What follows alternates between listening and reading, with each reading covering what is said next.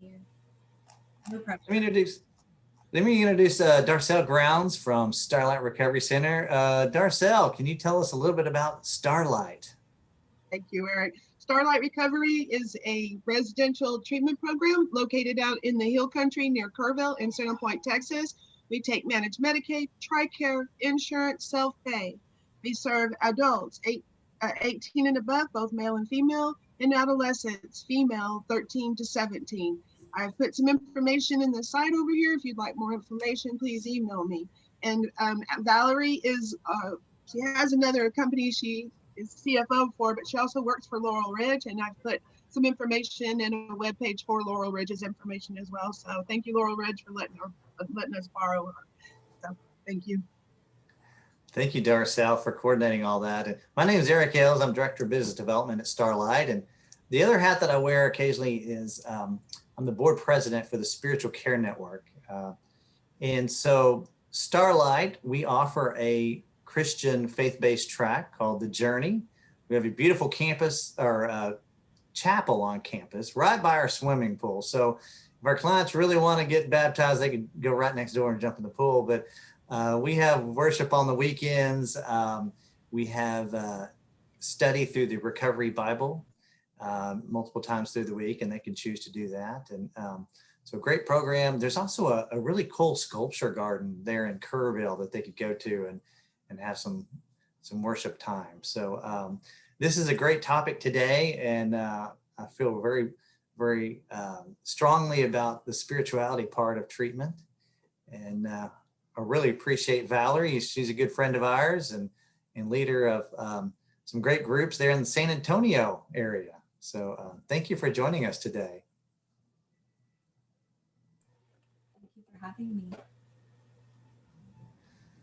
Great. And so for those that need CEU credits, we will have a link at the end, and also a follow-up email tomorrow on a link that you could go to fill out your evaluation and print off your certificate. Now that works beautiful about 90% of the time, but let Darcel know or myself if you have technical issues. Some companies have tight security on their emails or the website. So we'll be glad to send that to you by email. So great. Well, I will turn it over to you, Valerie. Thank you so much for speaking today. Thank you so much for having me. I want to thank everyone for being here today. I know that your time is precious, and I just appreciate you being here. I want to really encourage you today to, burn up that chat box. Just spend this next hour engaged here. I'm interested to hear and see what your ideas are. And I'm really excited to see in the chat that we have people from all over. We've got some people from New Mexico, Laredo, and so that is encouraging. Through this presentation, my hope is that we are going to explore commonly reported spiritual roadblocks, and hopefully we get a little bit of an understanding of why it's important to address these roadblocks in counseling. And to the best of our ability in this type of forum, I'm hoping that we'll discuss what does that really look like to actually engage individuals in exploring these roadblocks, and then how do we empower them to access faith to enhance healing and recovery. Before we get started, I want to just get a little bit of an idea from everyone where you stand. Is spirituality an important consideration in therapy?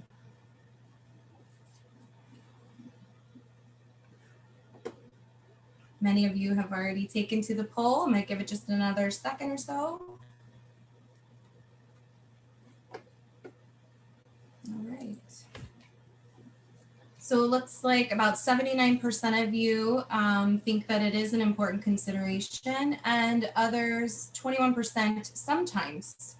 I am hopeful that by the end of this presentation, for those of you who are on the fence, that you feel more confident in this area, and also maybe a little more open to other ways of using this and incorporating this into counseling.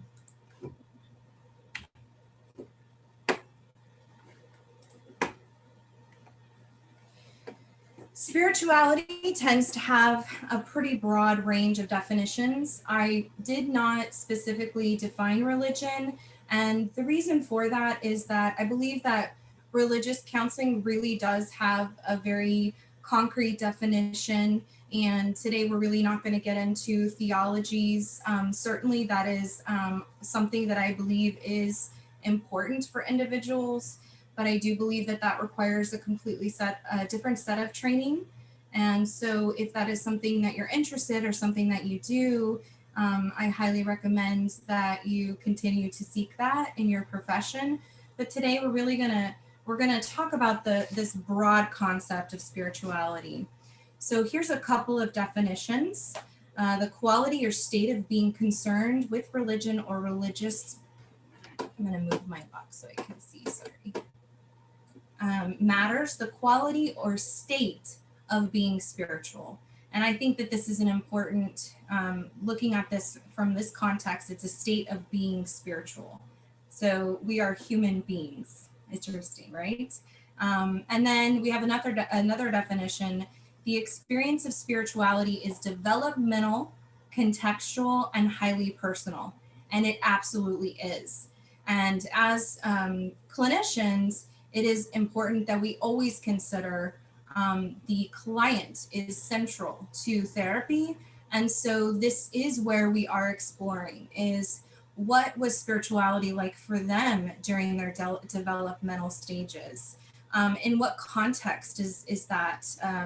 Do they even have those ideas contextually? What does that mean to them? And then it's highly personal, and that we come into our session with love and respect and acceptance of their views and their values.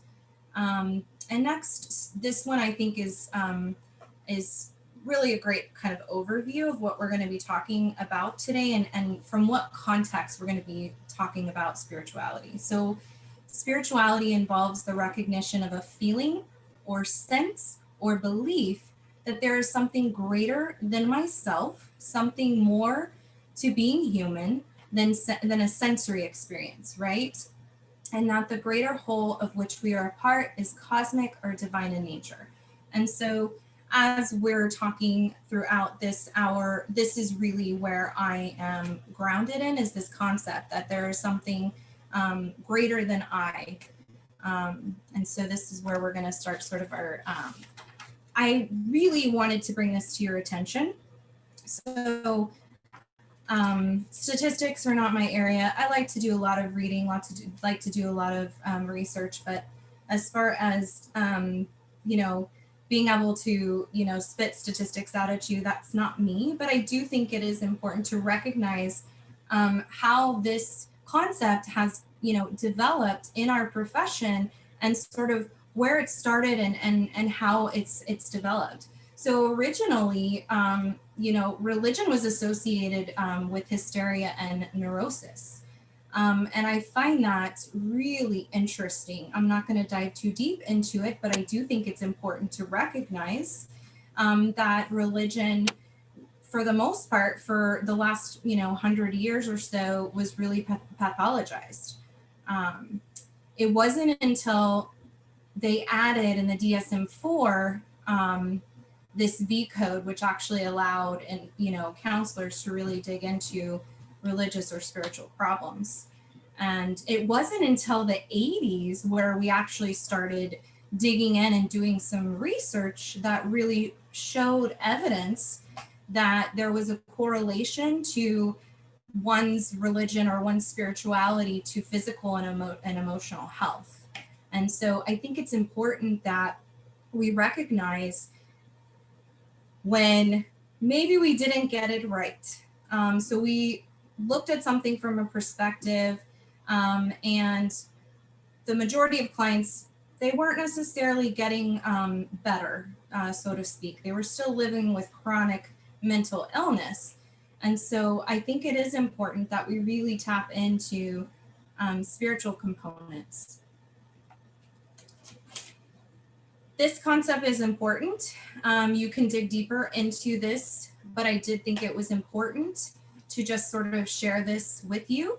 So most individuals have one or three of these perspectives when it comes to their view of spirituality. And trichotomy is the body, soul, and spirit. So they are looking at themselves as a human, relating to the world as a body, a soul, and a spirit. And then dichotomy is spirit and soul are used interchangeably, and then body. And monism is the body. I will tell you in my experience, I have not had anyone express themselves in monism. I haven't really experienced that. I'd be interested to see if any of you have.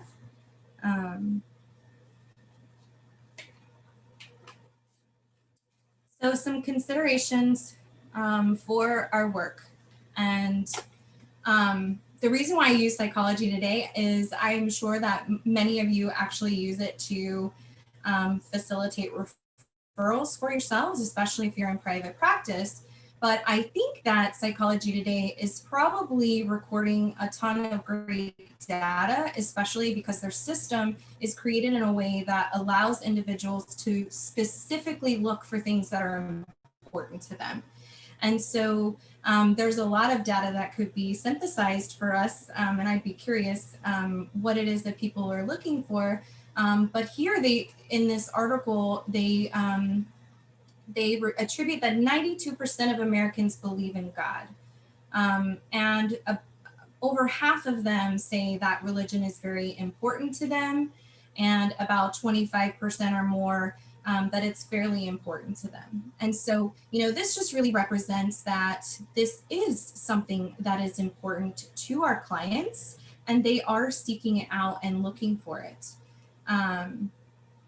The other thing that I think is really important to consider is that, spirituality and being able to navigate that with your clients, it really is part of cultural diversity. And it's just as important as the other things that you would consider about your client or their family and their background.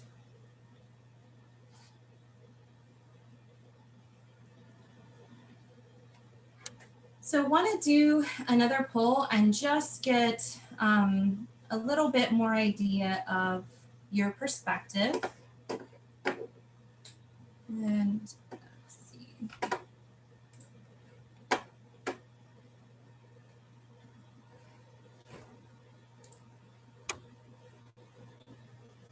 Eric, are you able to start that? Let's see.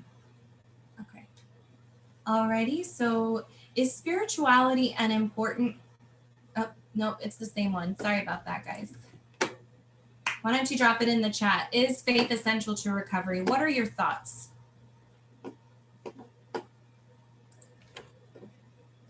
Lots of yeses.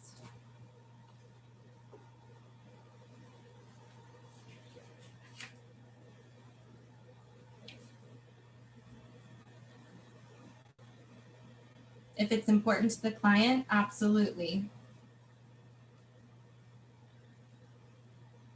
All right, lots of yeses.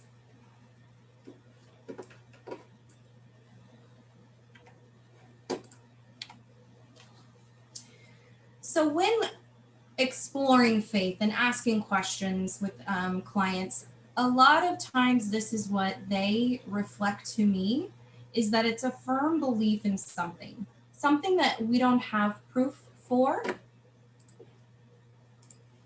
It's also something beyond our senses, and it's something we don't necessarily question.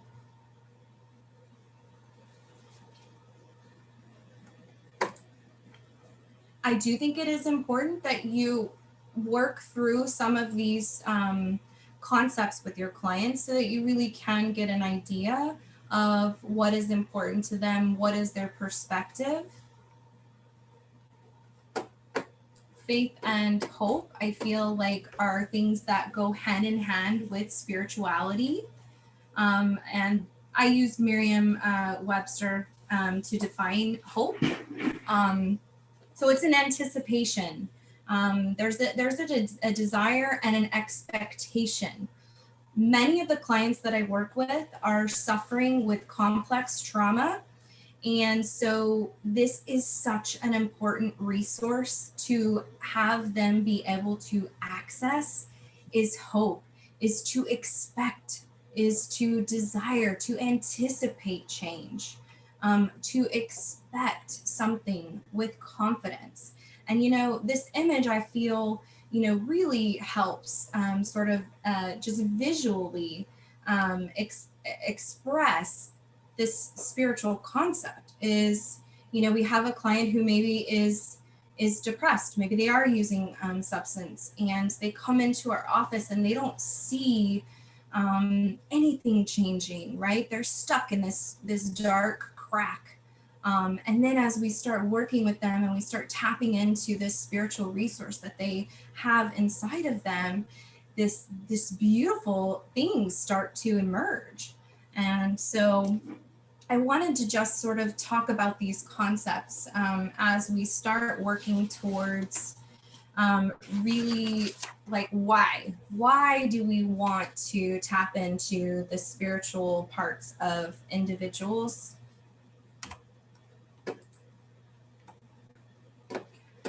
Most of the individuals that I work with, they are coming in with co-occurring disorders. So the majority of the work that I've done, the majority of the studying that I've done is going to be an evidence-based treatment for PTSD and trauma-related diagnoses, as well as substance use. And so what happens is that beliefs, very concrete, rigid beliefs, are created because of the individual's experience. And this is, for me, and I would imagine if you're being honest, can really be frustrating in the process of psychotherapy because these ideas about themselves and the world that have formed through their experiences have become very rigid. And so, sometimes the client's really stuck on what they learned growing up, right? Or they're really stuck on the environment that they grew up in. And they may even have ideas about who they are supposed to be versus really tapping into who do they want to be? What is that underlying purpose that they have these ideas? And a lot of times these beliefs, I really like to explain to clients, how are our beliefs formed? I think this is an important conversation to have, because it's from our experiences. It comes often from reliable sources. And so sometimes that's why we become so inflexible in these areas.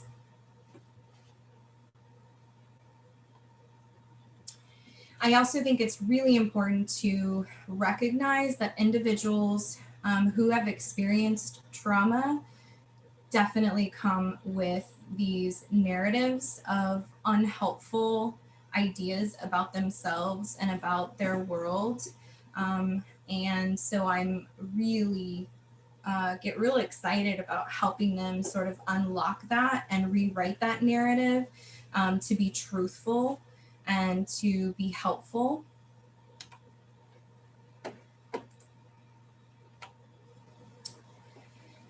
The reasons, to summarize, because I could really get into this, but for the time that we have, my experience is that spirituality really taps into hope and faith, and that hope and faith really reach beyond belief.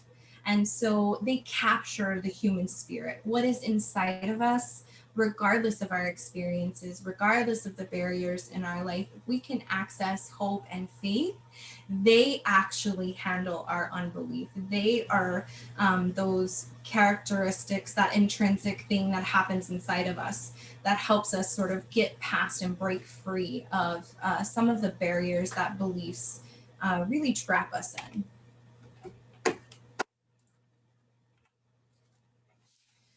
So So how do we identify roadblocks? I was really sort of blown away when I started doing a lot of assessments. I worked for the mobile assessment team, and so I was doing assessments in the ERs, and I was doing assessments on a pretty regular basis for a variety of age groups. Sometimes as young as 3-4 years old, and sometimes older, right, in the late 90s. And I was really interested that most of these assessments, including what I pulled up from other individuals that had, shared their assessments with me, or school assessments that I had obtained, there really wasn't anything that asked questions about the person's faith. And even when they did ask this question, it was really sort of vague, and it really didn't open up the conversation. And so I think it's a great way to just start asking about this, and then ask them, what does it look like to incorporate this into your healthcare? Is this important? Use scaling questions. Ask them, on a scale of 1 to 10, how important is this for you? Listen for hints. So in the very initial assessment, they may say something to you like, yeah, I used to go to church, but not anymore. Or they may say something like, I'm not religious. They may say these kinds of things. And it's really easy to just go on to the next question. But I would say either make a note of it, listen for repetition. Does this keep coming up in their narrative? Or ask more questions at that time. Don't be afraid to dig a little, just like you would with their mental health history or their substance use, right? If somebody tells you that they're drinking wine, you're not going to just record that, right? You're going to ask more questions about how big is their glass of wine? How often are they having that glass of wine? Do they have any feelings of shame or guilt associated with drinking that glass of wine, right? You're going to ask additional questions in this area. And so I want to empower and encourage you to really feel confident in doing this. These are areas that I have found come up over and over again in counseling. These are themes that are very common with individuals who have experienced trauma. So they may express that they are angry with God, and that could be from their experience with divorce, with death, the loss of a loved one. And then we can get into more complicated areas, which I highly recommend that if you are working in the area of physical or emotional or sexual trauma, that you have really solid experience and knowledge in this area, especially if it is with an individual in power that is associated with a religious body or a church. That is very complex, and it's more common than we like to talk about. Additionally, individuals reflect that they feel rejected. They talk about violations, being excluded, or the way that the perception, right? The way that they are talked to about their mental health struggles or about their substance use.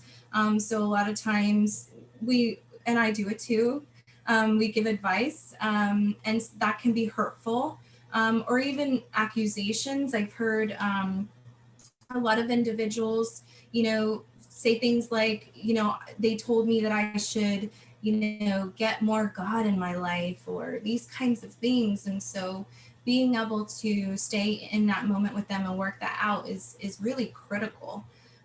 Lots and lots of expression of feelings of judgment, never measuring up, feeling like the religious body or institution, whatever that looks like, is hypocritical.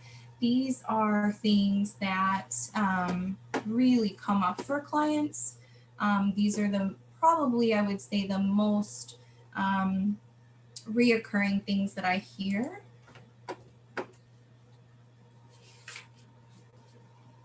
trying to read some of your comments and some of your questions.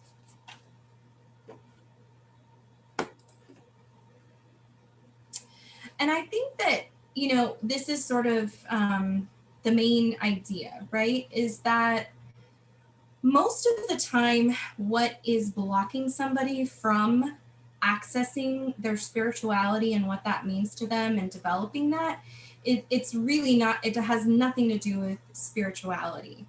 And so this is related to a negative experience where then negative beliefs about themselves, about the world, about spirituality have been developed. And so I really do feel like it's so important that we are addressing this in therapy. I'll give you a personal example just because I think it's helpful to sort of think about these things. And so I'll just use a little self-disclosure here. I love my mom. She's amazing. But she used to have this paddle. It was a wooden paddle. It was engraved with a Bible verse. And I used to get paddled with that. And let's just say that for those of you who know me, you know, it's not, you know, that far away to think that I was a strong-willed child and that maybe I got paddled quite a bit. And I'm not saying I didn't deserve it or I didn't earn it, but there was an association there that did develop where I really did on many levels believe that I made an association. The Bible is punitive. And because, you know, I hadn't had the opportunity to work all of those things out when that belief formed for a really long time, I wasn't able to access the true spiritual nature within me because of that roadblock. Because things just got generalized, things got they were black and white. And so this is just an example of a narrative where we can have one experience and it really does get overgeneralized, and it really does impact a lot of what we think and feel and the decisions that we make. So if we look at statistics, I just put in 2 examples because this is really broad of all of the experiences that individuals live through. But if we just look at a couple of statistics, right?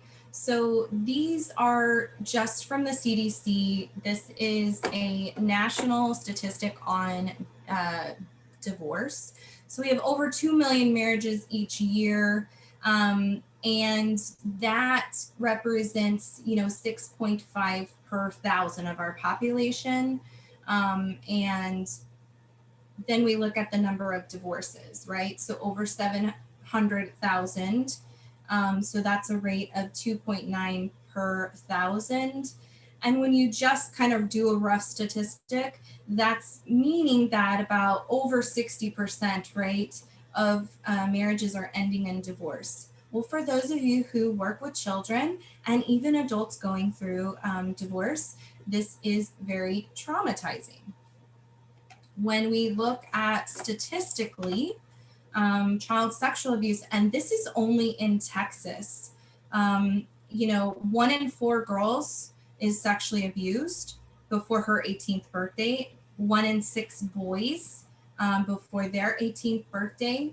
And these are statistics from the Child Advocacy Center of Texas. 95% of those children were hurt by somebody that they knew. And I think that it's important to acknowledge and just be realistic that it's highly likely that the individual that you're going to be working with, just statistically, right? Not even looking at ACEs, but just in general statistics, they're going to come with some wounds. They're going to come with some things that aren't just about anxiety and depression and coping skills.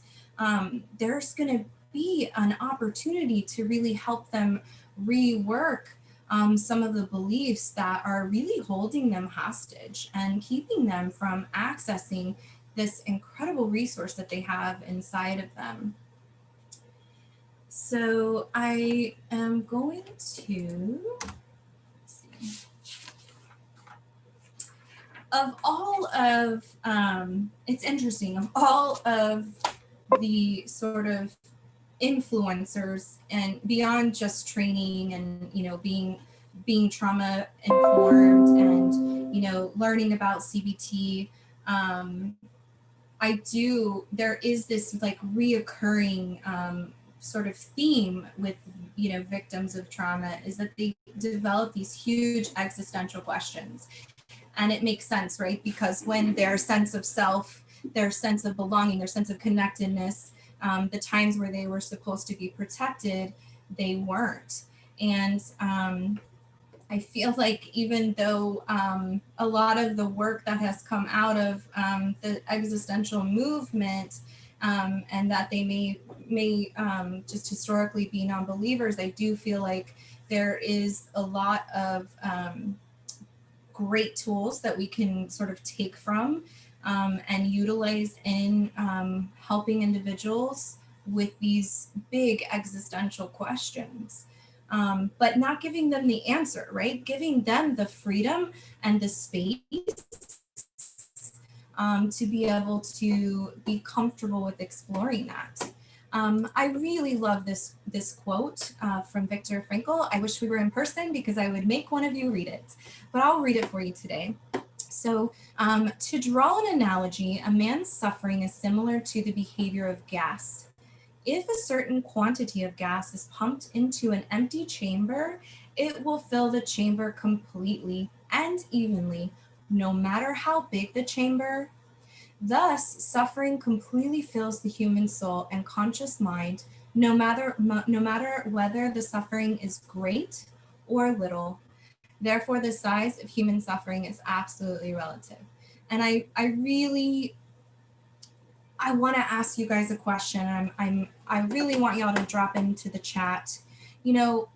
What might be the cost to a client if we really don't explore their suffering? If we only focus on rewiring that brain, CBTing them to death and helping them address their negative thinking, if we're constantly, helping them utilize their coping skills, what really might be, the consequence and the cost to not really exploring that suffering? I really want to get an idea of what your thoughts are in that chat.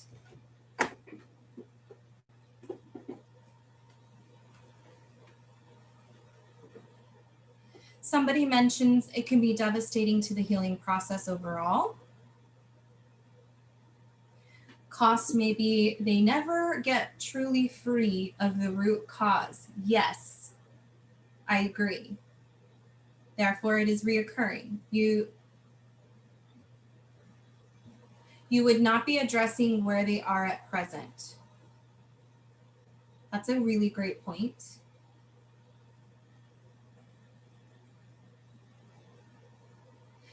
I love this. Thank you, Becky. It is a difference between coping and healing. Yes. The core issue is not being addressed.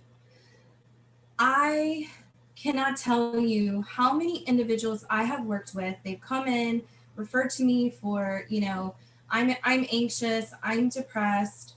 I have been diagnosed with panic disorder, and they've literally never explored anything about how that developed. You would not be addressing the whole being. Yes. Yes. Yes. And this truly is, incorporating spirituality into your work is absolutely a holistic approach. So, just being able to hold space, just recognizing that we all suffer and that the size of that suffering is not important, right? Because the individual has their own experience. And so, just being able to hold that space for them and ask them, what does it mean that this happened to you? Like for you, what does this mean to you? You know, going through that exploration where it's okay to sit back and think about, you know, what beliefs formed out of this beyond just CBT, right? Because CBT does it on a level, but it's really about breaking the habit of going to these negative thoughts. It doesn't necessarily help them really make the connection of that root cause, like so many of you brought up. And I love CBT because I think CBT lends itself well in so many areas, and it's very flexible. You can use it with other modalities, but I do think at some point, you know, it can actually hinder a client if you're not allowing them to actually process that thought or that belief of where that came from. Then it can be something that's actually sort of very distressing for them.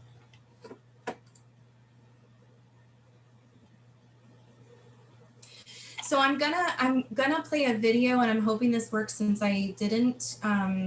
I forgot to tell you, Eric, to try this, but we'll try. And this is Viktor Frankl talking about his experience with a couple of clients.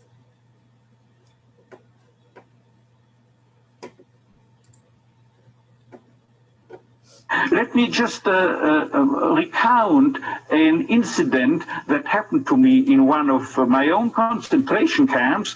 I was confronted within a couple of days with two comrades, the one of whom I knew that they are prone to suicide. Now, what happened? I asked both why they wished to commit suicide, to take their lives, and without knowing independently from one another, they told me, see, doctor, I've nothing to expect from my life anymore. And you know what I improvisingly asked them? Now listen, isn't it conceivable that instead life expects something from you? And then it turned out that one of them was expected by his own daughter, whom he loved above all.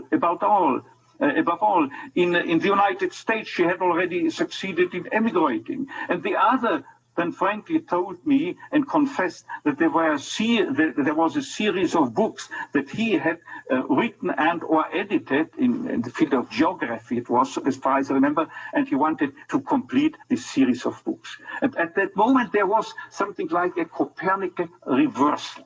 Suddenly, the scenery had turned 180 degrees around. Suddenly, they saw they have to do something for the world and not waiting until the judgment is issued, death or survival. So I am interested in hearing your feedback. What is your takeaway from that short little video? What did you hear? If you can just kind of put it into, you know, a sentence. He's talking about how he moved the client forward, changing that perspective. Somebody states, have hope that you have a greater purpose.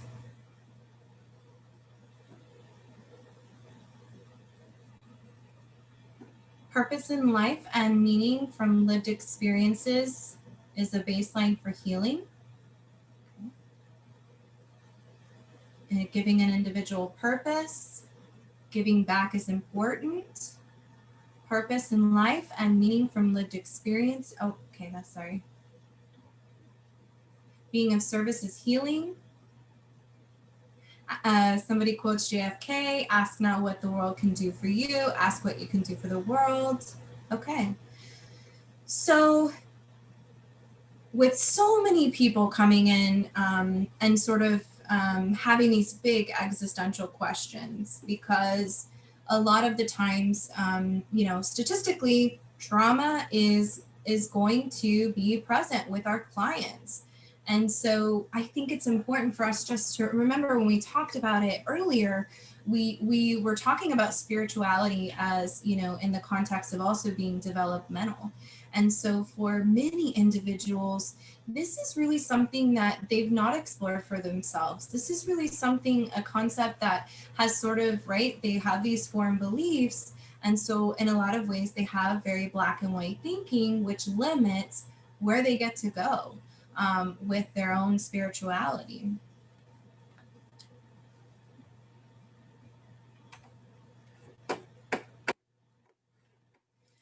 So for me, in working with individuals, and not just adults, but also teenagers, they can ask you some questions.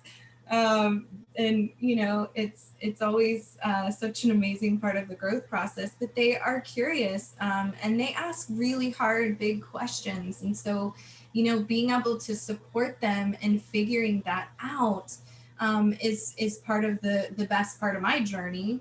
But this is where I sort of just start with clients. And if you have a client who, you know, when you ask that scaling question on a scale of 1 to 10, you know, is spirituality important to you? And they put it at a 1, that's okay.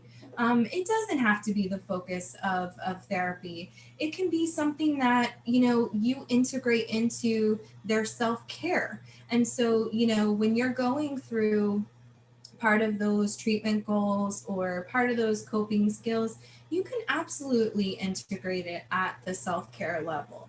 And you don't have to necessarily dig really deep and, you know, explore it in a spiritual sense. But if you know, this for me is a sort of safe place to start with anybody. You know, how do you find meaning in your life? You know, where do you get your sense of purpose, and what makes you feel, you know, that sense of fulfillment?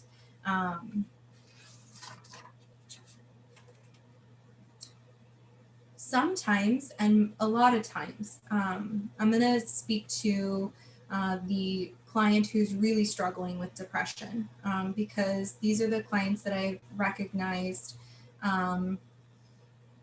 really struggle in this area. So you may ask them like this question, like, okay, well, you know, how are you taking care of your mind, body, and spirit? And then you get to this part of spirit where it's like meaning, purpose, and fulfillment.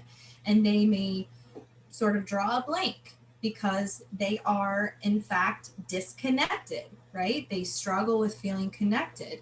And so, you know, I might give them a couple of ideas. You know, do you participate in mindfulness walking? You know, how do you connect with, you know, nature? Does that make you feel connected? You know, what is it like for you when you volunteer? What do you like doing with your time? If you got to do anything with your time, what would it be? And so that will start to sort of get their mind going.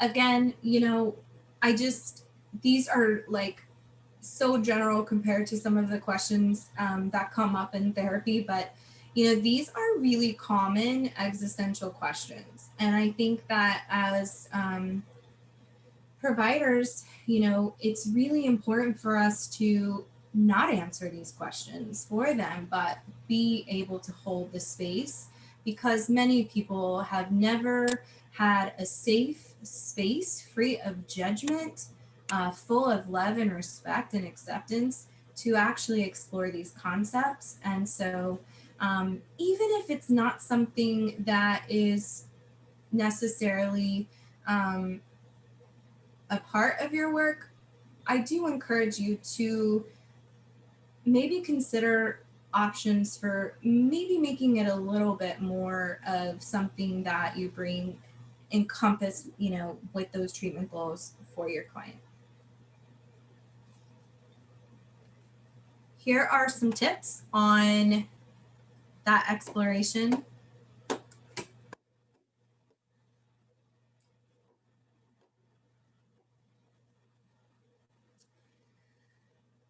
these are, really basic, right? Really basic counseling skills. But I think that, I'm always reminding myself, get back to the basics, because sometimes when clients come in with their narrative and the stuff that they've been through, it's really easy to sort of forget about just the basics. So asking, so that your words are letting them know that it is okay for them to explore this area. I'm interested in hearing your thoughts. Tell me more about that. Be really curious. What was that like for you? What was the feedback from other people in your surroundings? And when you're open and you're authentic with your client, client may be coming to you about an issue that they're having at work. And they're telling you all the superficial things, well, Nancy gets after me for this, and my boss this and that. And, you could stay, right? I call it the superficial level, right? The coping skills, right? And I don't mean any disrespect by saying that, but I do feel like it's kind of like that level. Okay, well, let's address the need right now, which is to be able to manage this stress, this anxiety. But it doesn't really get down to, why is she so bothered? What is that spiritual component? What is that root cause that's making it so difficult for her to manage the personalities, or maybe the accusations or the judgments that she feels? So just really being open and listening to the client's narrative, so that perhaps you can help them gain that insight that maybe they've never been able to. So these are just some ways to start really talking about it. And I do think that it is important to recognize that many of our clients have never had the opportunity to do this. A lot of them see counseling as, sadly, I've heard lots of clients say, I came in there and they were really nice and they listened to me. So I feel like, one of our greatest strengths after listening is being able to ask those prompting questions that really are without judgment. They're not leading, but they're assisting the client in that self-exploration, making it okay for them to ask these questions, where in many cases it's never been okay for them to ask.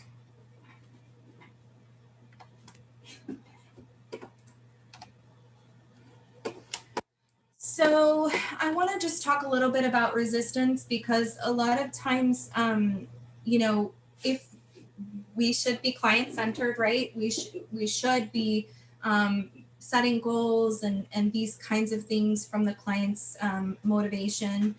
But I think sometimes resistance can sort of look like they're not interested in that. And I think that for clients who really have struggled and have, a lot of trauma, that it's not that they don't want to explore it. It's that there's so much holding them back from being able to do that. So sometimes when resistance comes up, those things like they'll give you an answer like nothing, or I don't believe in anything, or there's no point. A lot of times this resistance is just part of their process, and it's not really necessarily that they don't want to. And so if you're hearing in your client's narrative a lot of anger, a lot of expressions of feeling disconnected, then I highly recommend approaching it as resistance and not necessarily that they don't want to. And this is normal, right? Resistance is totally normal.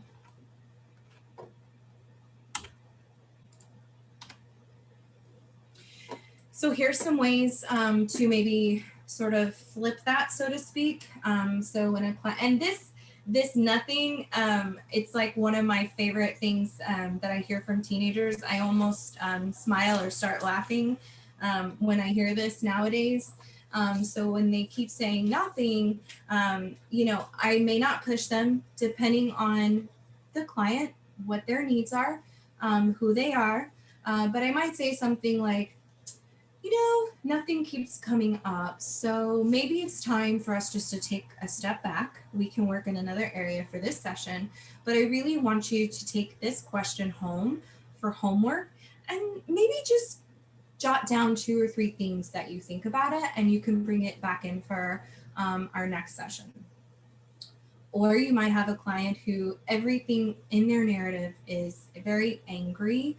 There's a lot of blame, a lot of shame, and a lot of guilt. And I'm all about getting off that blame, shame, guilt train. And so to me, anger is an indication of a value. And so I will just say, well, what gets your blood going, like boiling, right? What makes you angry? And then I can really help them define their values, right? And from a spiritual standpoint, this is important, right? So we are, when we're living out our values and what we value, we are balanced and healthy. And so I will ask the client, you know, and I will dig deeper with them. So I hear this makes you really angry, and I can't help wondering, you know, why that, what it is about that. And then if they say that, I will say, well, can you tell me more about that? Can you put more words, describe what that means to me? And then we can go on to finding their values, and there's a working there, we work from that, and then we can line it up with meaning, purpose, and fulfillment, and then, you know, just asking them what they're passionate about.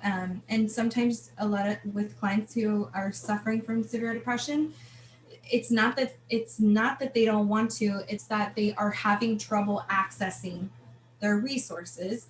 And so they may say nothing anymore. And so we can go back and say, well, what were some of your favorite things to, you know, as a kid, what's, share a memory with me, those kinds of things.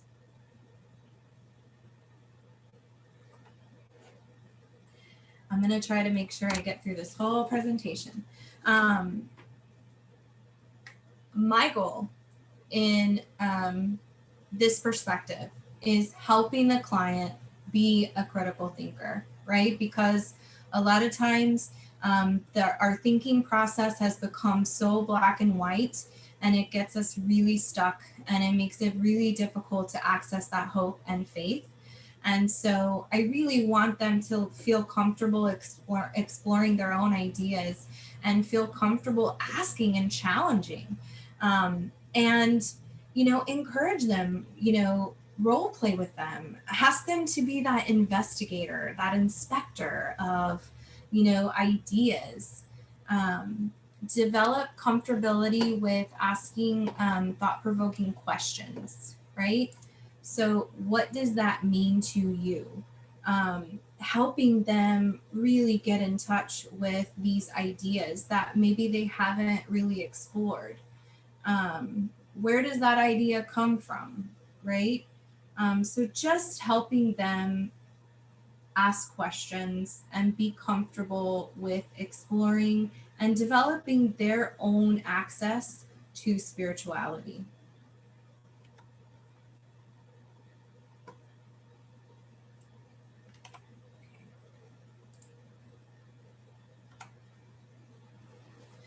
The other thing, I think this is important, is that for a lot of clients who make a lot of progress and maybe don't come from such a supportive environment, they may be met with criticism, resistance from their family, from their friends. And so, you know, this is something that you can explore with them as well, to just prepare them. It's something that I do often with clients who have chosen to be sober. Maybe they've gone to treatment, or maybe they've decided that they're no longer going to use their substance of choice. And so this is something that we talk about, you know, we explore boundaries.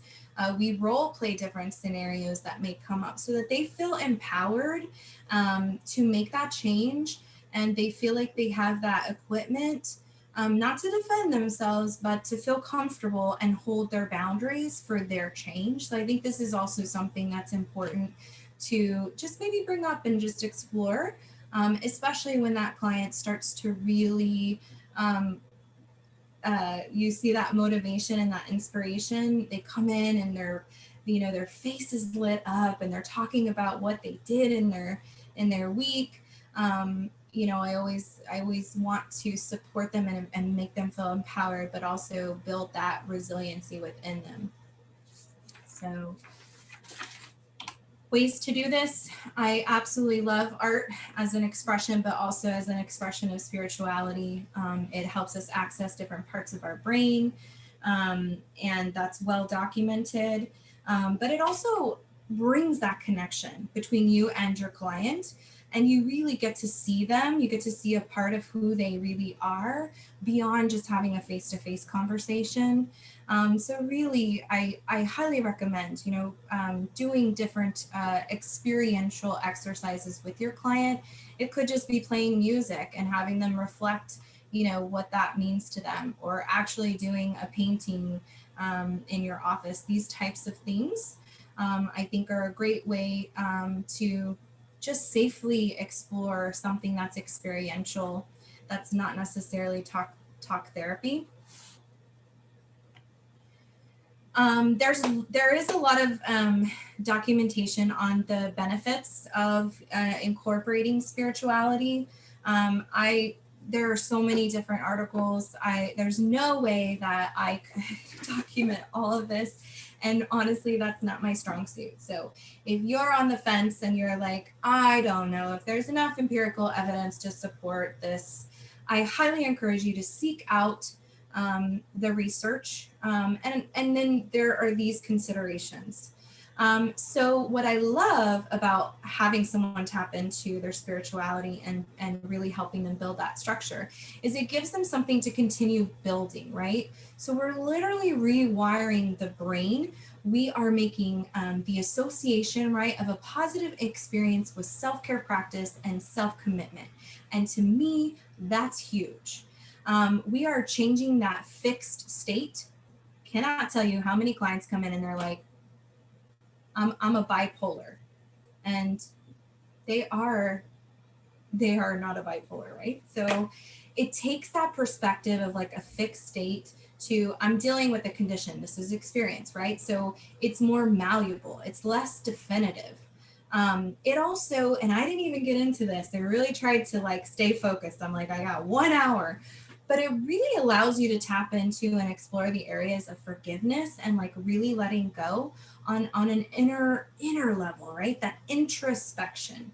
And the beautiful thing too is that it lets the client reestablish trust with society, meaning we're modeling that, right? If you get nothing from today, right? Back to basics, just remember that therapeutic alliance is the most important, right? Just content and process, right?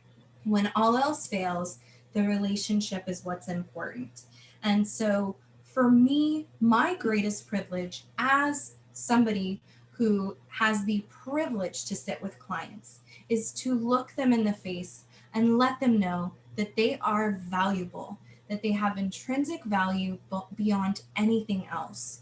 And so that therapeutic relationship is the most important thing. And, you don't have to have all the bells and whistles. It's really about just being able to empower the client to hold that space for them, to help them recognize that value within themselves. I think that is all I have for today. I did good. So thank you guys. Thank you for all of the comments. I'm hoping I get to go back and read them. For those of you that I missed your feedback, I apologize. I was really excited to see it moving. Thank you so much for having me today. Thank you so much, Valerie. That got very deep, and we had some really good comments and great questions, and then we could go on for hours, I'm sure, but I guess for everybody's time, we need to cut it off here. But once again, look for the a link to the evaluation right after this, and you will also get an email tomorrow with the link from Darcel. Thank you so much, Darcel, for coordinating that. And you can fill out your evaluation, print off your certificate, and let us know if you have any technical issues. Also, look for our next webinar on October 22nd.